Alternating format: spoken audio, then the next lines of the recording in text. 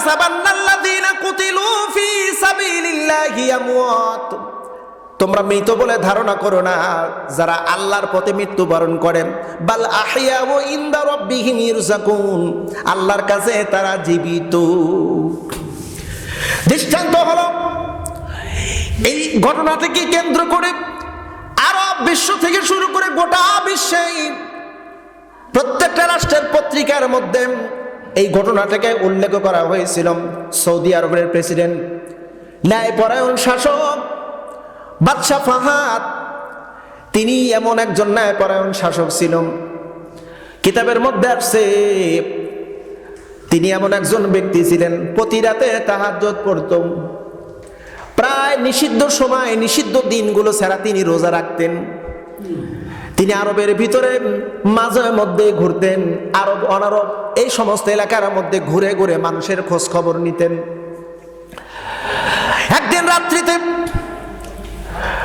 বাদশাহ ঘুমের ভিতর থেকে ঘুমাইলেন, ঘুম থেকে কিছুক্ষণ পরে উঠলেন, ওযু করলেন, নামাজ পড়লেন, আবার ঘুমাইলেন। স্ত্রী জিজ্ঞেস করে, আপনি এমন কেন করেন? বারবার করে ওঠেন, ওযু করেন আর নামাজ পড়েন, আবার শুয়ে পড়েন। বলে, বিষয়টা তোমাকে আগামীকাল আমি বলবো, আজকে কিছুই বলবো না। তিনবার ঘুমালেন, তিনবার ওযু করে নামাজ পড়ে ঘুমাইলেন। ফজরের নামাজের সময় নামাজ শেষে তার প্রধানমন্ত্রীকে ডাকলেন। মন্ত্রীকে বললেন, চলো যাই, লৌহিত সাগরের নিকটে যাই, লৌহিত সাগরের নিকটে যেতে হবে। মন্ত্রী বললেন, হুজুর এত সকালবেলা কেন আমরা লৌহিত সাগরের নিকটে যাব? বলে, তোমার কাছে বলা কোনো সমস্যা নাই, আজকে রাত্রিতে রাহমাতুল্লিল আলামিন আমার স্বপ্নের মধ্যে এসেছিল। হুজুর আমাকে বারবার বলতেছিল, বাদশাহ আল্লাহর মুজাহিদ শহীদ হয়েছে, লাশ হেফাজত করো, আল্লাহ তোমাদের হেফাজত করবে, তোমাকে হেফাজত করবে। তিনবারের শেষের বার আমি স্বপ্নে দেখলাম রাহমাতুল্লিল আলামিন আমাকে নিয়ে আসলেন লৌহিত সাগরের দিকে। আমার হাতে ছিল লাঠি। আমি সাগরের নিকটে এসে দেখলাম হুজুর আমাকে বললো, এই যে তিনজন শহীদদের লাশ পানির উপর ভাসমান, এদেরকে তুমি হেফাজত করবা। আমার হাতে ছিল লাঠি, বৃদ্ধ মানুষ, আমি লাঠিতে সেখানে দাগ দিয়ে এসেছি। আমার মনের বিশ্বাস আমার স্বপ্নটা অবশ্যই বাস্তব হবে, চলো যাই। চিল্লাই করি চল বাহু একবার। চলে গেলেন সেখানে, গিয়ে দেখেন যেখানে স্বপ্নের ভিতরে রাহমাতুল্লিল আলামিনের সাথে দাঁড়ায় ছিলেন, পায়ের চিহ্ন বিদ্যমান, হাতে লাঠি দিয়ে দাগ দিয়েছেন, সে দাগটাও দৃশ্যমান। তাকে দেখে তিনজন শহীদের লাশ সমুদ্রের পানি কিনারায় লাগে, আর ওই ঢেবে তিনটা লাশ ভাসমান। আল্লাহ কয়, বান্দা ওই শহীদ যারা হয় তাদেরকে মৃত বলো না, তারা কিন্তু আল্লাহর নিকটে জীবিত। আল্লাহ কয়, আহইয়াউ ইনদা রাব্বিহিম ইরযাকুন, আমি আল্লাহ ওদের শরীরের ভিতরে রিজিক বন্টন করি। শহীদ যারা হবে, শহীদদের লাশটাকে হেফাজত করেন আমার আল্লাহ। হেফাজত করেন কে? আর একবার বলবেন না, তিনি কে? বাদশা ফাহাদ দেখলেন, এবার মন্ত্রী মশাই দেখলেন তিনজন শহীদদের লাশ, তিনটা শহীদের লাশ তুলে নিয়ে আসা হলো। একটা শহীদের লাশ কপালের উপরে এভাবে, ডান হাতটা কপালের উপরে দেওয়া। বাদশা মনে করলেন হাতটা একটু সোজা করে দিলে বুঝি ভালো হয়। হাতটা টান করতে না দেরি কপাল দিয়ে ফিলকি দিয়ে রক্ত বের হওয়া শুরু হয়ে গেছে। কপাল দিয়ে রক্ত বের হচ্ছে, আবার হাতটা লাগা দিতে মুহূর্তের মধ্যে রক্ত বন্ধ হয়ে গেল। বাদশা এবার ইতিহাস পর্যালোচনা করা শুরু করলেন, এরা কারা, এদের দাফন কিভাবে হলো। ইতিহাস প্রমাণ করেছি, উহুদের যুদ্ধ যখন শুরু হয়, উহুদের যুদ্ধের প্রাথমিক পর্যায়ে মুসলমানদের বিজয়।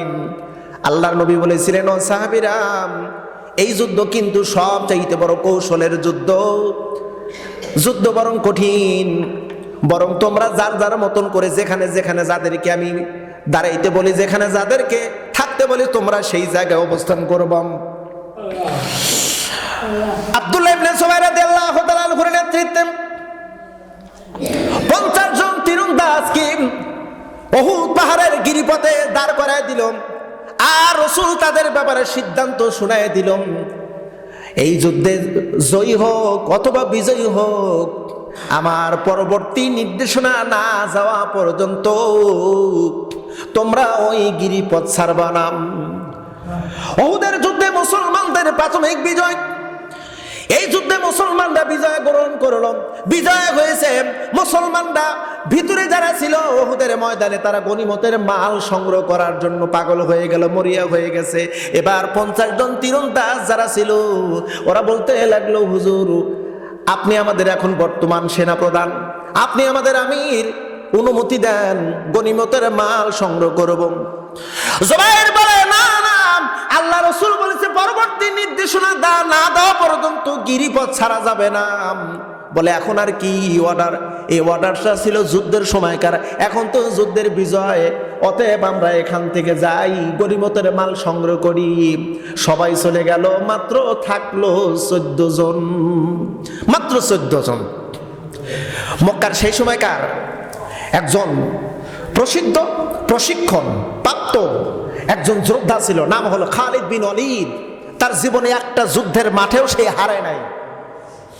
এই খালিদ বিন ওয়ালিদ লক্ষ্য করে দেখে যে ওই উহুদের গিরিপথে মানুষ দেখা যায় না, হাতে গোনা কয়েকজন আক্রমণ করলো অতর্কিতভাবে আক্রমণ করে গিরিপথ দিয়ে ঢুকলো উহুদের ময়দানে। ফলাফল কি হলো আমরা যতটুকু জানি, 70 জন সাহাবাই কেরাম শহীদ হলো।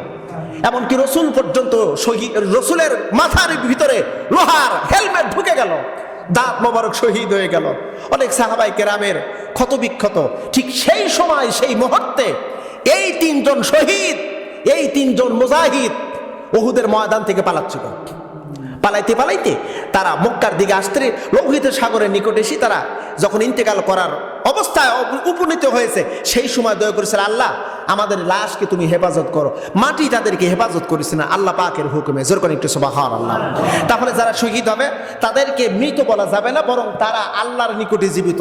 তাহলে এই শহীদের মৃত্যু আমার আপনার প্রত্যেকের তামান্না করা দরকার আছে না নাই? অবশ্যই দরকার। আসুন না, মহান রব আমাদেরকে শহীদি মৃত্যু দান করুন। জোর বলুন একটু আমিন। ওয়া আখিরি দাওয়ানা আলহামদুলিল্লাহি রাব্বিল আলামিন। সারাকা সুন্নাত করে নিন।